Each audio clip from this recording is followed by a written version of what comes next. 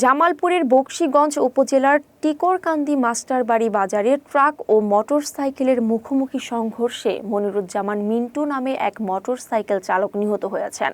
৫ ফেব্রুয়ারি বুধবার সকালে কুড়িগ্রামের রৌমারী উপজেলার মিয়াচর গ্রামের বাসিন্দা মিন্টু মোটরসাইকেলে শেরপুর যাচ্ছিলেন। পথিমধ্যে বিপরীত দিক থেকে আসা একটি ট্রাকের সঙ্গে সংঘর্ষে ঘটনাস্থলেই তার মৃত্যু হয়।